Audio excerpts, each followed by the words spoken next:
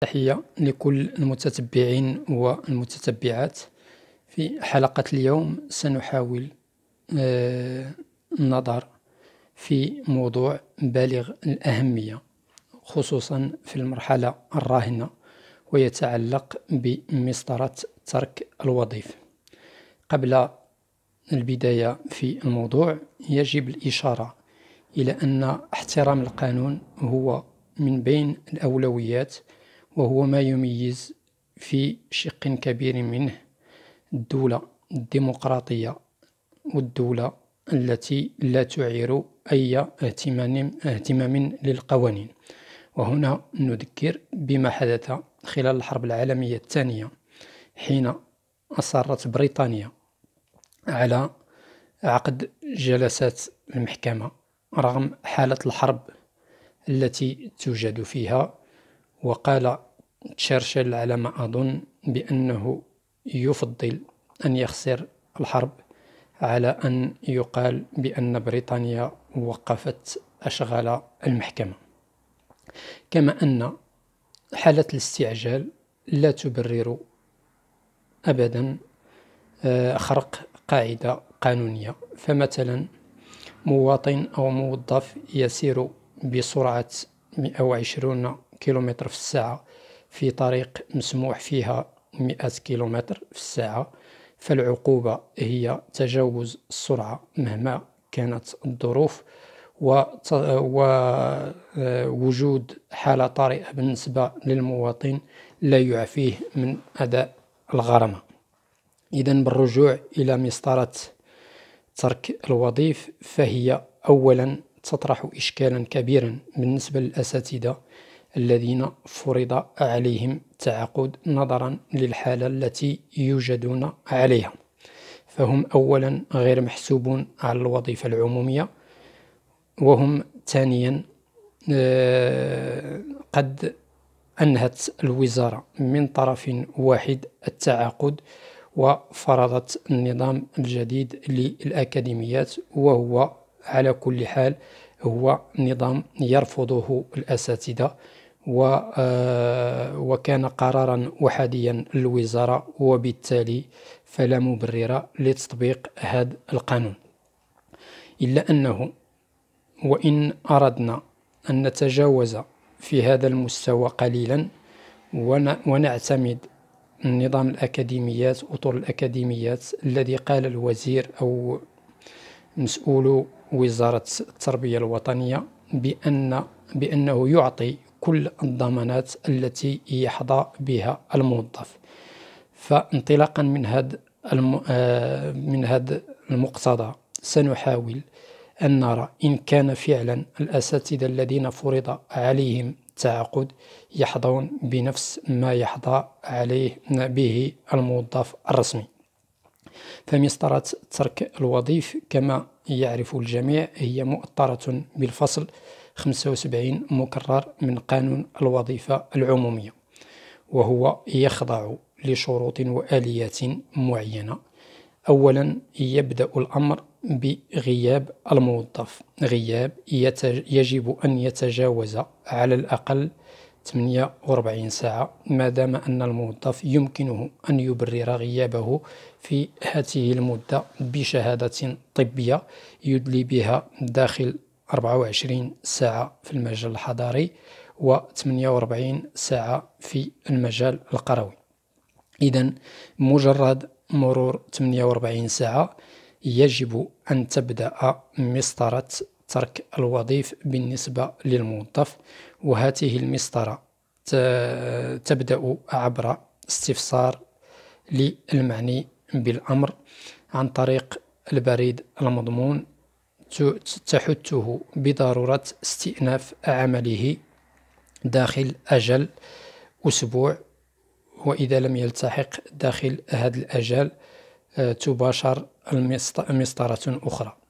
إذن مسطرة تبليغ داخل أسبوع يجب أن تكون عن طريق البريد المضمون، ويرجع إشعار بتوصل المعني بالأمر. فإذا توصل شخصيا تبدأ المسطرة إن لم يلتحق، وإذا التحق يمكن إحالته على المجلس التأديبي لتبرير غيابه. المرحلة الثانية وهي أنه إذا لم يتوصل شخصيا يراسل مكتب التأجير المركزي لوقف صرف الراتب، وتباشر رسالة مضمونة أخرى تعطى فيها أجل شهرين لاستئناف العمل. وفي حالة الاستئناف العمل داخل أجل شهرين يمكن أن يحال على المجلس التأديبي لتبرير الغياب، وإن لم يلتحق تباشر مسطرة العزل بسبب ترك الوظيفة. إذن بصفة عامة هذه هي الإجراءات وهذه الحقوق التي يتوفر عليها الموظف. بالنسبة لحالة الأساتذة المتعاقدين أو الذين فرض عليهم التعاقد، فأولا الاستفسارات أو الإنذارات لم تبدأ بعد 48 ساعة وجاءت متأخرة بكثير من الوقت. ثانيا أن الأساتذة الذين فرض عليهم التعاقد أصدروا بيان إضراب لمدد مختلفة لمدة 3 أسابيع تقريبا، تجدد كل أسبوع، وبالتالي فمنطق ترك الوظيفة لا ينطبق عليهم، بحكم أن الدستور أقر بأن من حق الموظف أن حق الإضراب هو حق مضمون لكل الموظفين. ثانيا الدستور أيضا ومدونة الشغل رفضت أو جعلت من ممارسة حق الإضراب له شروط معينة، لا على المستوى الجهة الداعية ولا على المستوى الإدارة أو المشغل الذي يمنع عليه استقدام أجراء جدد لكسر إضراب الأجراء القدامى الذين يخوضون معركة من أجل مطالبهم، وهي مطالب في غالب الأحيان تكون مطالب عادلة ومشروعة. إذن بالنسبة لما أقدمت عليه الوزارة، فهو في جانب يضرب عرض الحائط كل القوانين الوطنية والقوانين الدولية، وهو من جهة ثانية يتسم بالتسرع والتعصب ومحاولة استدراك شيء ما بطريقة غير قانونية.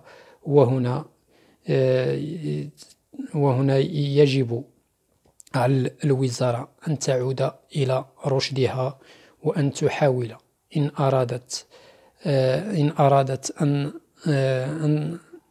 أرادت أن تجد حلا لهذا المشكل. أولا تطبيق القانون، ثانيا التعامل مع المعنيين بالأمر وفتح حوارات منتجة تضمن إدماجهم في الوظيفة العمومية تحقيقا للمساواة التي يتحدث عنها الدستور.